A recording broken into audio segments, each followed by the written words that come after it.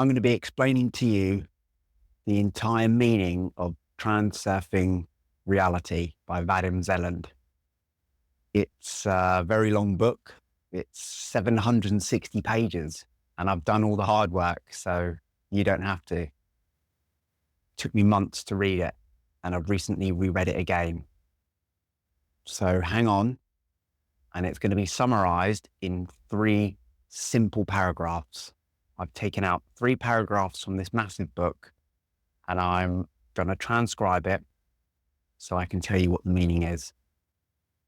And it's going to change the way you perceive the world, and it's going to make your manifesting easier. You don't have to have read all of Neville Goddard.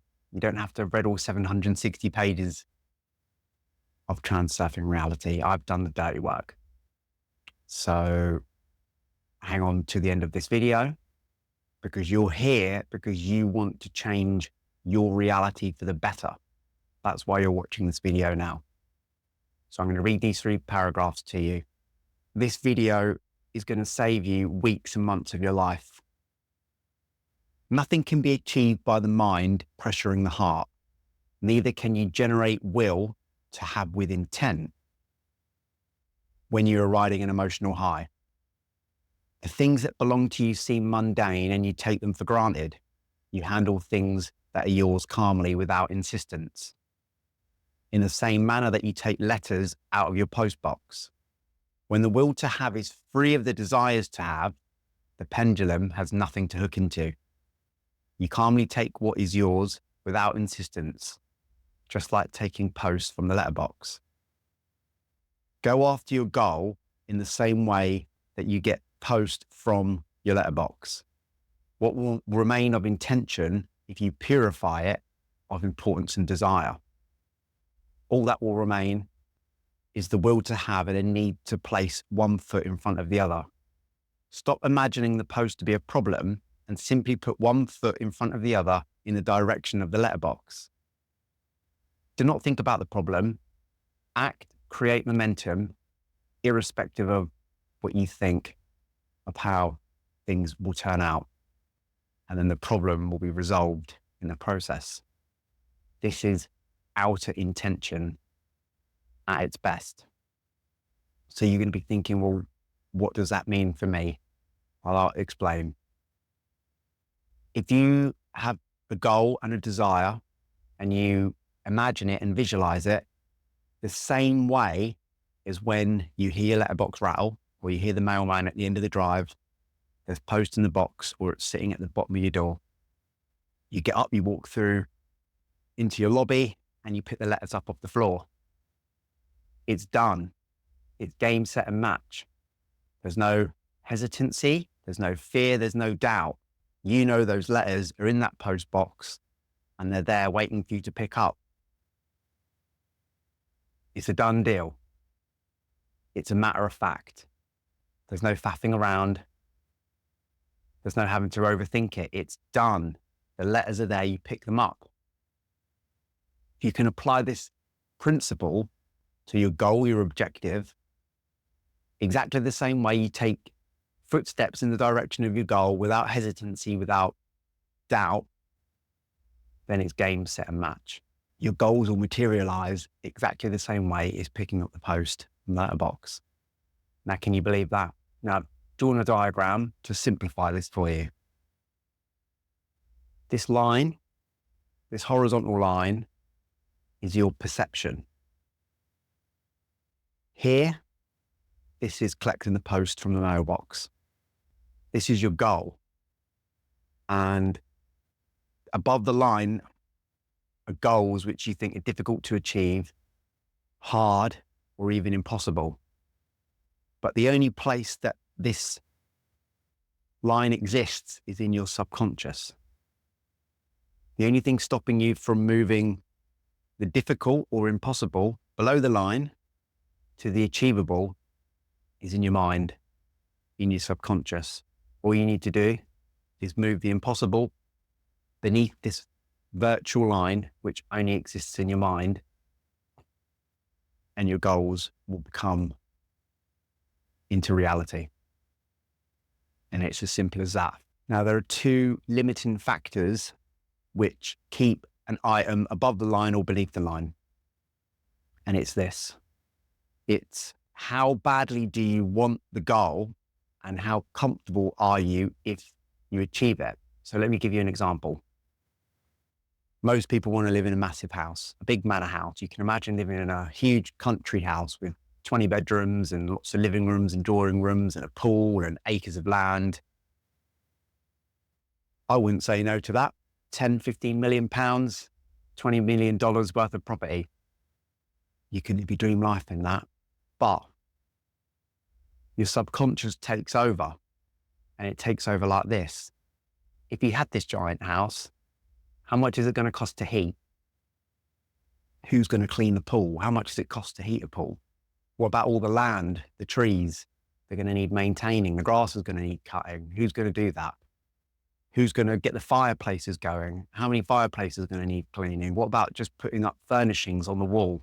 That's going to take time. It's going to cost money. It sounds stressful. Somebody else is going to have to do it for me. So although the positive is that you want to live in this big house, there's a opposing factor which is in your subconscious, and that is the negativity around the maintenance of the house. So before you even got the house, your mind's telling you dozens of different reasons why you don't want it and why it's going to be difficult. And this description can be applied to any of your goals. It could be getting rich, coming to $20 million. The following morning, friends from school are ringing you up, people that you knew 20, 30 years ago saying, look, I'm your mate. What are you going to do for me? You go out to buy groceries, you drive your car, people are looking at you like you're some sort of celebrity. It might cause you anxiety. So you haven't even achieved your goal yet, and your mind, your subconscious is giving you reasons why you don't want to achieve it. And that's our outer intention. And I'm going to give you a personal story now. And this is something that happened many years ago. But it only really dawned on me in the last 5 years what happened. So when I was 18, I joined the Royal Air Force, and that's the UK's Air Force. And I did it because I dropped out of school, parents were putting pressure on me, and I needed to do something. So I thought, I know, I'll join the military because they give you somewhere to live, you get to eat, get a uniform, you don't have to think, you get paid, everything's there. It's a life, you just walk straight into it. But I wanted to be an aviator. Now they wore a different uniform, they had different badges and different insignia. So you could tell them apart from the other people in the Air Force.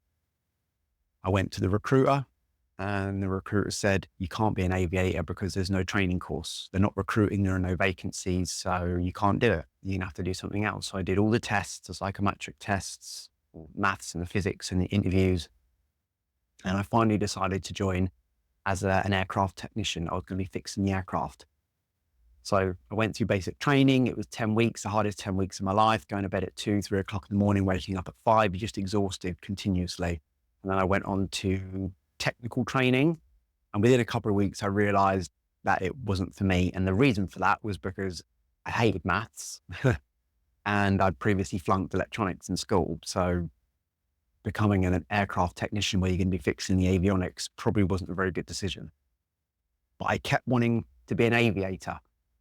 So after a couple of months, I went to the sergeant or the flight sergeant and said, look, I've made a mistake. I'm not enjoying the course. I really want to try and re-course and go on a different course to become an aviator. And although there was a course running, because I knew it was, even though it was at a different base, a different part of the country, he said, it's not going to happen because there aren't any vacancies, it's full. And this went on for months and it caused me a lot of anxiety, but I kept thinking about being the aviator.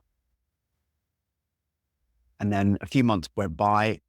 I turned up for training one morning and the flight sergeant was there and he said, come up to my office. So I sat down and he said, well, it appears that you've been successful.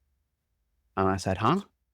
And he said, you've been successful. You start in 2 weeks' time. So pack your bags. So I went back to my dorm or the barracks, packed my bag, got transferred to another station on the other side of the country, turned up, and it was a course of 12 people. And there were 9 guys and 2 girls, and then me. I was a 12th person. And after a couple of days, I realized that all these guys had come through recruit training together and they went on to the aviator course together. Um, One of them said to me, how did you get on this course? I said, I've had to retrade from another base, and I went through a process, and I didn't think it was going to happen, but now I'm here. A space apparently became available. And the guy said, yeah, the space became available because after training one day, we were all out playing football or soccer, and one of the guys broke his leg, and he got set back 6 months, and now he's in the medical wing. And that's how the space became available on the course. And can you believe that? So I'll leave that one with you. That's an example of how your outer intention can shape your reality. And it's only many years later that I realized how that happened. And like all of my videos, please like and subscribe, and I will see you guys on the next one. Bye-bye.